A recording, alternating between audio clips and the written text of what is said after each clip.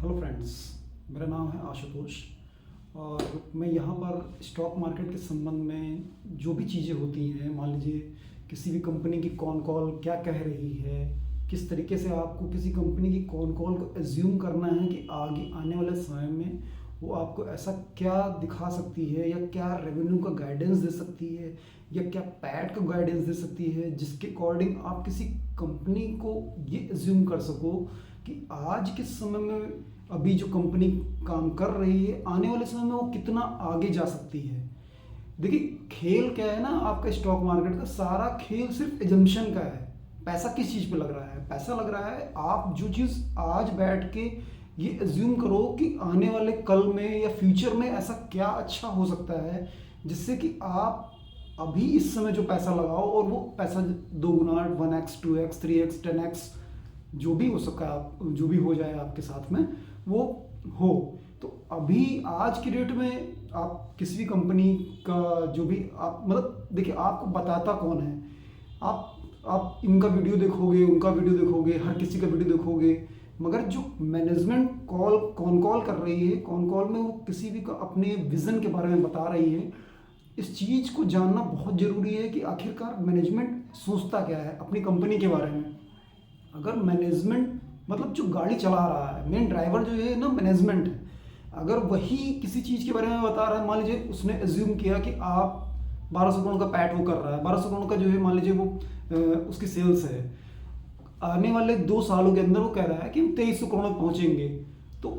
ये तो मैनेजमेंट सोच रहा है। अभी आप सोच रहे हो कि आपका शेयर प्राइस आने वाले 2 साल के अंदर 10 गुना हो जाए, तो ऐसा तो पॉसिबल नहीं होता है ना। अभी उसको पी का री रेटिंग मिल जाए वो एक अलग चीज़ है, किस तरीके से री रेटिंग मिलेगी, कैसे क्या मिलेगा, ये तो मतलब देखिए स्टॉक मार्केट है, उसमें पी की री रेटिंग डी रेटिंग और आपका जो है किसी भी कंपनी की अर्निंग्स कॉल हर क्वार्टरली आती रहती हैं। उस अर्निंग्स कॉल के अकॉर्डिंग बहुत सारे लोग जो है उस पर शेयर प्राइस ऊपर जाएगा नीचे जाएगा, ये तो जो कि अप एंड डाउन का खेल है, आप इस चीज़ पे मत जाइए। मगर समस्या मतलब चीज़ें क्या हैं, अगर अभी आज के समय में आप एज्यूम कर सको कि यहाँ हम बैठ करके इस समय पे आने वाले 1-2 साल बाद ऐसी कौन सी कंपनी है जो 20% की ग्रोथ से 25% ग्रोथ से या 30% या 40% 50% 60% ग्रोथ से आगे जा सकती हैं, वही मेन खेल है। आप किसी भी कंपनी के बारे में जब उसकी रिजल्ट आता है, रिजल्ट आने के बाद मैनेजमेंट कौन कॉल करती है, जब कौन कॉल करती है उस कौन कॉल को आपको देखना है कि आखिर मैनेजमेंट क्या कहना चाह रहा है। जब आप किसी कंपनी के कौन कॉल पढ़ोगे ना, तो वो बहुत सारी ऐसी चीज़ें बताएगा जो कि जो है आने वाले फ्यूचर में आपको मतलब उस कंपनी को समझने में बहुत काम करेगी। जैसे अभी रिसेंटली कल रात में कौन कॉल पढ़ रहा था स्लेजर इलेक्ट्रॉनिक्स के बारे में। करंट टाइम पे वो करीब 1200 करोड़ का रेवेन्यू जनरेट कर रहे हैं। उनका जो है जो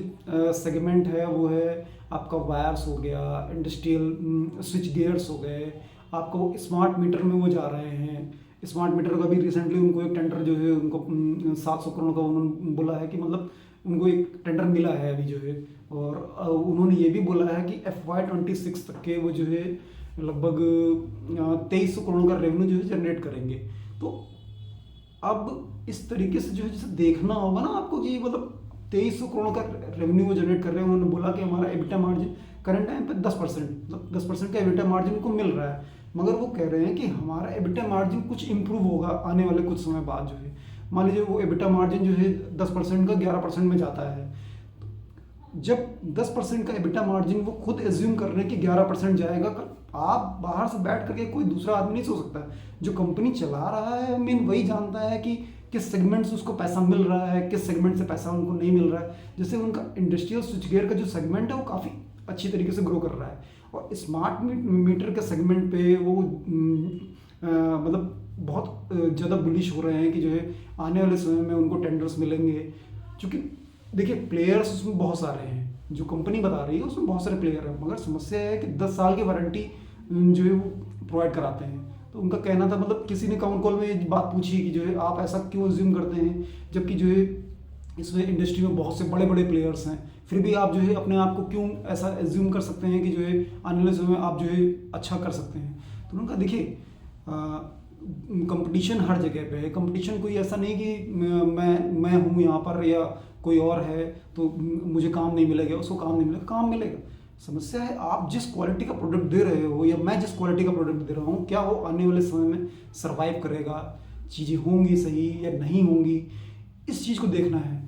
तो मैनेजमेंट का ये कहना है कि हम 10 साल की वारंटी दे रहे हैं। दूसरी चीज़ जो है, जैसे इनका एक स्मार्ट मीटर का सेगमेंट हो गया, दूसरा एक ये जो है ईवी डीसी चार्जिंग जो है, जो मतलब इलेक्ट्रिक व्हीकल की जो है चार्जिंग वाला पोर्शन है, इसको भी जो है ये आगे बढ़ाने की कोशिश कर रहे हैं। हालांकि मैनेजमेंट का ऐसा सोचना है कि अभी उन्होंने पूरी तरीके से जो है मतलब इसमें एक्सपैंड नहीं किए हैं, और उनको लगता है कि FY26 से जो मार्केट है ईवी चार्जिंग की वो आएगी आगे जा करके, और मतलब काफ़ी ज़्यादा एक्सपैंड करेगी। और उन्होंने ये भी बोला कि जो है नेक्स्ट कॉन कॉल में या नेक्स्ट 1 और 2 कॉन कॉल में वो आगे बताएंगे कि ईवी चार्जिंग के सेक्टर में आखिर वो किस तरीके से आगे जा सकते हैं। तो फिलहाल अभी जो मैनेजमेंट की बिजनेस है अपने काम को लेकर के, उनके स्विच गियर्स के सेगमेंट को लेकर के, वायर्स को लेकर के, और आपका स्मार्ट मीटर को लेकर के, वो करंट टाइम पे मैनेजमेंट जैसा लास्ट क्वार्टर से एग्जीक्यूट करता आ रहा है, और आगे आने के वो 20% ग्रोथ, 20 to 25% ग्रोथ बोल रहा है कि मतलब वो करेगा। अब आपको क्या है ना, जब कंपनी में पैसा लगाने के बाद उसको देखना पड़ेगा कि क्या वो मैनेजमेंट जो एग्जीक्यूशन बता रहा है वैसा ही एग्जीक्यूशन वो कर भी रहा है या नहीं कर रहा है। अगर किसी भी कंपनी में जब आप पैसा लगाते हो तो आपको ट्रैक करना पड़ता है हर एक चीज़। मतलब मान लीजिए जैसे उसका जब रिजल्ट आया, कोई भी छोटी चीज़ उसे कंपनी में आगे जो है कोई नया प्लांट्स वो बिठा रहे हैं या फिर कोई कैपेक्स कर रहे हैं, या आपका जो है किसी भी तरीके से उन्होंने कोई एक नया किसी प्रोडक्ट में वो जा रहे हैं। जैसे एक नया प्रोडक्ट उन्होंने जो है अभी लॉन्च किया है, देखिए मुझे उसका नाम नहीं याद आ रहा है, मगर वो उन्होंने मतलब वो अच्छा कर रहे हैं कुछ जो है उस फील्ड में जाने के लिए। देखिए किसी भी शेयर को बाय और सेल के रिकमेंडेशन के तरीके से अगर आप देखोगे ना तो आप आगे नहीं बढ़ पाओगे। समस्या चीज़ें क्या है ना, आपको किसी भी कंपनी को पढ़ना पड़ेगा, उस कंपनी में पीयर्स में उन पीयर्स के द्वारा क्या किया जा रहा है उनके द्वारा देखना पड़ेगा। मान लीजिए मैंने आपको बता दिया कि आप ये कंपनी का शेयर ले लो, वो कंपनी का शेयर ले लो, उससे कभी ग्रोथ नहीं होगी। ग्रोथ क्या होगी ना, आप जब तक खुद से देखोगे नहीं चीज़ों को, खुद से समझोगे नहीं आगे। जब आप किसी भी कंपनी के बारे में आप जब पढ़ोगे देखोगे तो आपको पता चलेगा मैनेजमेंट का विज़न क्या है। उस विज़न के अकॉर्डिंग ही आप उस पर पैसा लगा सकते हो और आगे बढ़ सकते हो। अभी इसके जैसे जो राजेश दोरा स्वामी जो है इसके मैनेजिंग डायरेक्टर हैं, उनसे जो है उन्होंने कॉन कॉल की थी और कॉन कॉल में उन्होंने अपनी चीज़ें बताई। उनको इंडस्ट्रियल स्विच गियर्स में डिमांड बहुत ही मतलब रोबोस्ट डिमांड दिख रहा है उनको जो है, तो जो कि मतलब एक बहुत अच्छी चीज़ है कि जो है जब कंपनी का मैनेजमेंट किसी अपनी कंपनी के बारे में ये सोचे कि हम हमारे कंपनी के जो प्रोडक्ट हैं वो बहुत तेज़ी से बिक रहे हैं और अच्छी मतलब ग्रोथ है उसमें। देखिए अगर किसी कंपनी में आपको जो है सबसे पहले तो आप ये डिसाइड कर लो कि आप जो है मार्केट में कितना परसेंट का मतलब ग्रोथ चाहते हो। आप एक बार सोचो, जैसे मान लीजिए किसी भी कंपनी में अगर सेल्स में 10% ग्रोथ हो रही है, 5% ग्रोथ हो रही है या कितनी ग्रोथ हो रही है, तो अगर मान लीजिए आप 5% ग्रोथ पे पैसा लगाना चाह रहे हो, कल आज आप मान लीजिए कोई भी एक एग्जांपल नहीं लेंगे, मान लीजिए रिलैक्सो ही है। रिलैक्सो में देखिए पिछले 4, 5, 6, 7, 8 क्वार्टर से जो है वो कभी भी मतलब अपनी सेल्स को इंक्रीज ही नहीं कर पा रहे हैं, बढ़ा ही नहीं पा रहा है वो। प्रॉब्लम यही है कि उसी चक्कर में उनका जो है शेयर प्राइस भी नहीं चल रहा है। जब तक किसी भी कंपनी का सेल्स नहीं बढ़ेगा तब तक उसके कंपनी के पैट नहीं बढ़ेगा। अगर पैट नहीं बढ़ेगा तो आप ये समझिए कि अगर शेयर प्राइस इनमें कोई मूवमेंट आएगी या देखिए एक जगह पे कंसोलिडेशन करना, उसका नीचे आना, ये तो जो है होगा ही होगा। अगर मान लीजिए कोई कंपनी की अर्निंग्स नहीं आ रही है और उसका जो है प्राइस टू पी बहुत ज़्यादा है तो वो कंपनी तो डिग्रोथ होनी ही होनी है, मतलब वो कंपनी नीचे जाएगी ही जाएगी। जब तक अर्निंग नहीं आएगी तब तक आपको किसी भी शेयर में पैसा नहीं मिल सकता। ये आप गांठ बांध के लिए रख लीजिए, क्योंकि होता क्या है ना, देखिए आप जब भी मार्केट में आप आते हो तो मार्केट में एक तरीके से समझ लीजिए कि रेस चल रही है पूरी तरीके से हर कंपनियों के बीच में। कोई कंपनी 10% से ग्रो कर रही है, कोई कंपनी 20% से ग्रो कर रही है, कोई कंपनी 30% से ग्रो कर रही है, कोई कंपनी 40% से ग्रो कर रही है। आपको ये देखना पड़ेगा कि उन पीयर्स ग्रुप में कौन सी कंपनी है जो कि टॉप पे जा रही है। नंबर 1 और नंबर 2 के प्लेयर पे आप पैसा लगाइए, आपको मोस्ट प्रोबेबली पैसा अच्छा मिल जाएगा, पैसा बनेगा। और कभी भी जो जिस कंपनी में सेल्स नहीं है वो नाम कितना भी ऊंचा हो, कोई बहुत ज़्यादा बड़ी बहुत बड़े बड़े नाम की कंपनी हो, कोई बहुत अच्छी मतलब